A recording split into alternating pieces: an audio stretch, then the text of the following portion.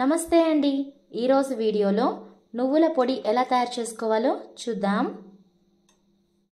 నువ్వుల పొడి చేసుకోవడానికి కావాల్సిన పదార్థాలు 1 కప్పు నువ్వులు, రుచికి తగినంత ఉప్పు, కారానికి తగినన్ని ఎండుమిరపకాయలు, 1 చిన్న స్పూను జీలకర్ర। స్టవ్ పై బాండి పెట్టుకొని వేడి చేసుకోవాలి।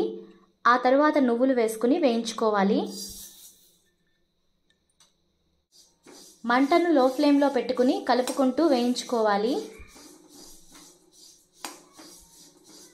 చిటపటలాడి కమ్మని వాసన వచ్చే వరకు వేయించుకోవాలి।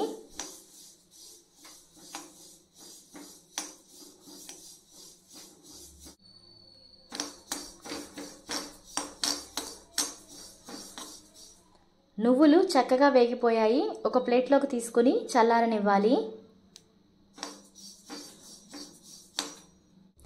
అదే బాండీలో ఎండుమిరపకాయలు వేసుకోవాలి। అలాగే జీలకర్ర వేసుకొని వేయించుకోవాలి। బాండీ వేడిగానే ఉంటుంది కాబట్టి స్టవ్ ఆఫ్ వేసుకొని వేయించుకుంటే సరిపోతుంది।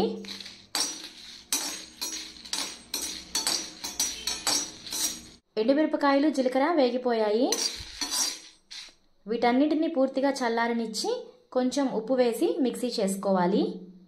పల్స్ మోడ్లో మిక్సీ పట్టుకోవాలి, అప్పుడు బరకగా వస్తుంది పొడి।